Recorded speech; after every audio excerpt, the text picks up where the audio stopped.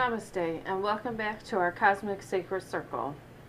I'm DreamWalker, and I'm back with you guys today, and we're going to broach a very large subject, a very deep subject. We're going to be talking about witchcraft, spellcasting, or spellcrafting, whatever you would like to label it. I have a lot of information to go over, so I have some notes I'm going to be referring to, make sure I cover all my bases. So, what I'm going to do today is go into the basics of things. This can get a lot more complicated depending on what people want to do, how much they want to put into spell work, the ingredients, everything. There's a whole lot of things that can go into it, or it can be pretty simple. So I'm just going to do the generally accepted things, such as tools that are used, ingredients that go into spells, this kind of thing. So it's going to be kind of general. If you guys have any questions, be sure you ask in comments or message me, and I can do another video answering those questions. So before we get into it, I want to address the concept that you have to be Wiccan or pagan to do witchcraft or spellcasting. A lot of people associate the fact that you have to be Wiccan to do witchcraft, which is not true. There are a great many Wiccans or pagans, druids, etc., who have never cast a spell and will never cast a spell. On the same hand, or on the other hand, you can have someone who is a witch or someone who casts spells who is not Wiccan, who is not a druid, does not have any other belief system except for their spell casting. So there's certainly no connection. There doesn't have to be. Some people are, so that is what it is. A path that somebody has can coincide with both of these things. So first, what is spell casting, or what is magic? Casting a spell, making magic. For me, this is defined as taking unmanifested energies, the energies that have not come into our plane of existence yet, and giving them a focal point, giving them something to manifest into. For example, if we want to do healing magic, we will take the energies that have not come through yet and focus them into being healing energies. So when they come through to this side, they will manifest into as healing energies.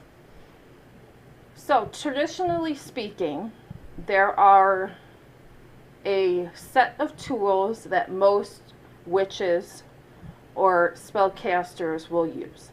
I'm going to put a picture up so you guys can see them. There are quite a few there. Some people use even more than that, and some people use less than that. What you choose to use is certainly up to you or the individual who's doing the spell work. Are these tools necessary? I don't believe that they are. I believe that they can be as they are, a tool to help one focus the energy that they wish to bring through. So it helps us to focus our mind into exactly what we want to do, and it aids us in bringing that energy we want over and helping it to manifest. So it's a focal point for people.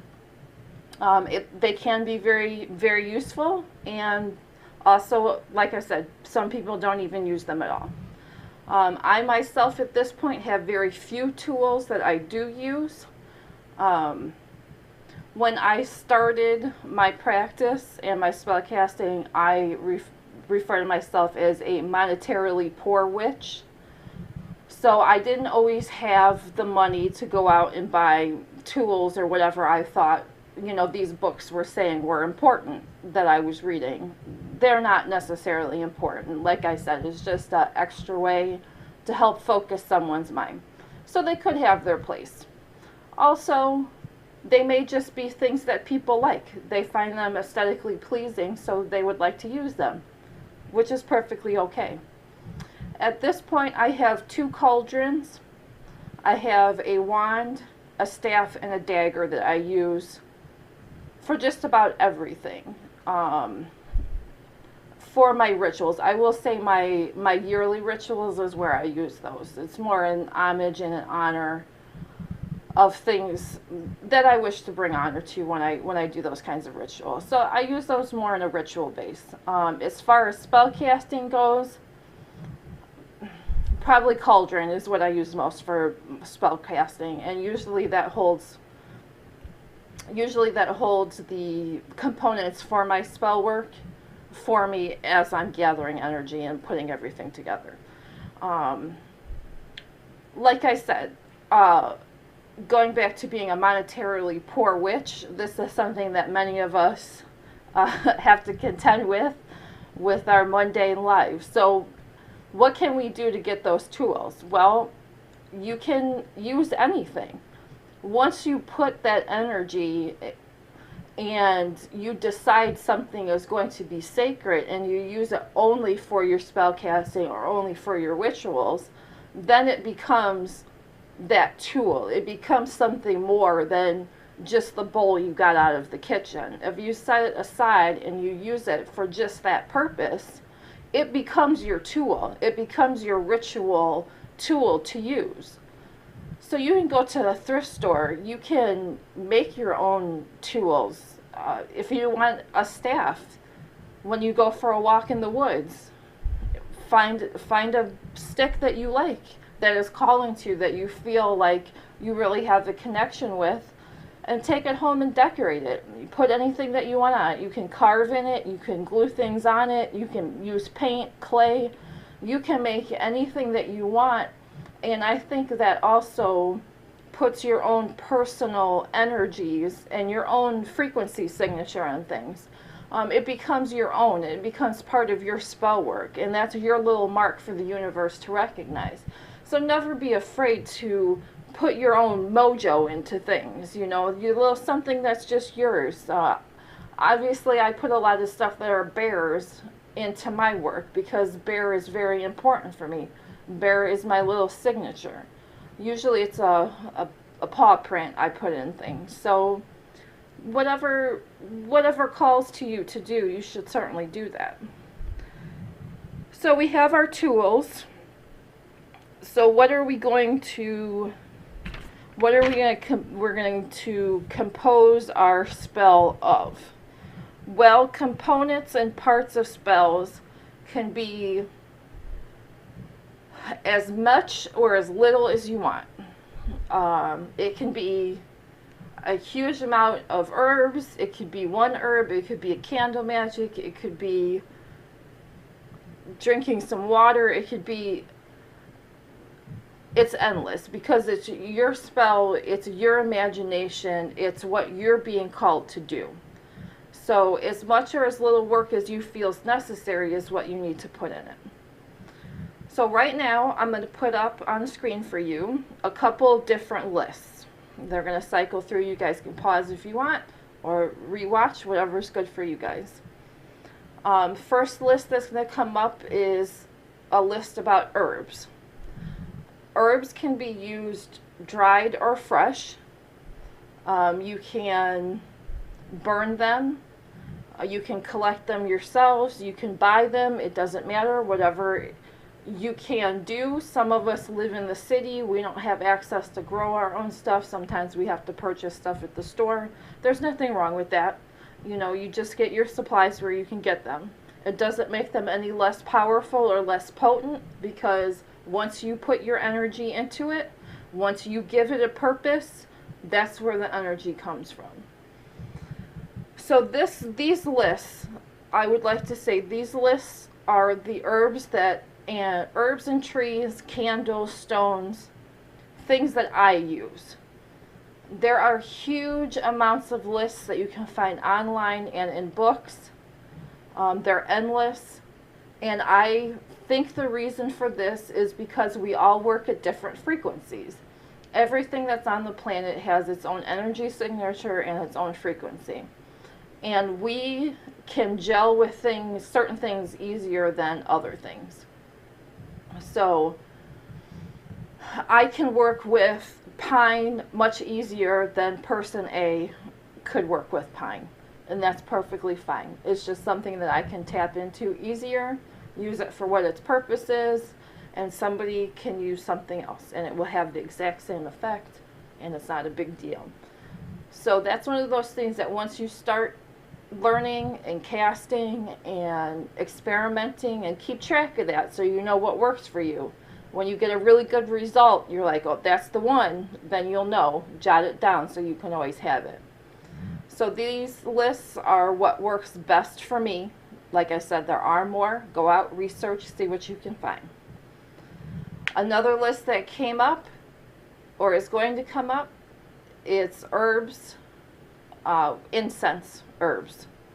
Now, incenses, I use quite a bit. I use them in a lot of spell casting. For me, incenses can come in stick form, cone form, or if I burn the herb. The smoke of that particular herb or tree will give me the incense that works just as well as the stick. So my two lists, you can see one is herb usage, and that's the dry or fresh herb. You can cut it, you can use it whole, that doesn't matter. And the incense list is for when it's burned. Some of them will have the same properties, but some of them are different. The same goes for the list about the trees. You can have tree parts. That means, as same as herbs, that means root, leaves, stems, bark, any part of that particular plant, dry or fresh, or that tree, dry or fresh, you can use. Mostly they're used for mojo bags or poppets or things like that. And then incense is those things being burnt. Also, we have the list of stone colors. I do a lot of stone work, and each color has something that I associate with it. Some of them are kind of universal. You'll probably find them anywhere that you look online. And some of these are the ones that I find that work best for me. Things that I've experimented with, this list is confirmed for me in my mind. These particular colors work for these particular things when I use them. Stones can be rocks or they can be crystals. Either one, whatever you like. I just use stone in general. Stones you can find outside, stones you can buy, you know, any of that stuff. You find them anywhere. You're going for a walk and I'm going to cast this spell, and this rock, there it is, sitting in the middle of the road, is all shiny.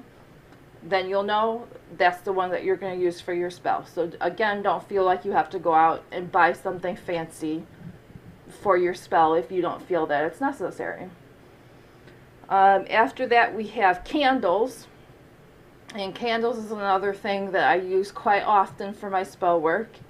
So often that I started to make my own candles, because the ones that I was finding in the store just wasn't working for me. I wanted a little bit more with them. So, you know, I add my own herbs and my own essential oils to them, and it makes it more potent. It makes it more potent for the fact that I created it myself.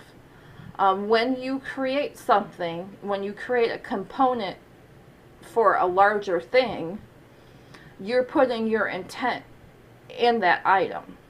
You're putting that intent in the thing that you're crafting with your hand, be that a bag, be it a candle, you know, writing on a piece of paper. A lot of people will make ink, special magical ink that they use for their spells. So all that adds, that's all your energy and your energy signal that's adding into that will help make that more potent. So don't ever be afraid to make something yourself and use what you've made. There's so many books and things I've read online that I can't stress enough that if it isn't crafted by somebody who knows what they're doing, then you can't use it. And I think that I think it kind of cuts some people out because they feel like they have to do what this book is saying, and it's just not a true thing. If you make it yourself, you can use it. The next list of things that I use is the cord colors or thread colors. This is important because I do a lot of mojo bags. I make a lot of bags or talismans, so those colors I use to correlate for whatever I'm making with. So, all right, let me double check my notes and make sure I got everything. All right. I think I got everything, guys. I touched on everything that I wanted to talk with you guys about. So if you have any questions, please, like I said, hit me up, comment down below. If anybody wants to share anything, that would be great. We're all here to learn. We're all here to teach each other. We're all here to make each other the best versions of ourselves. So thank you for joining me today in this Cosmic Circle, and I'll see you guys in the next video.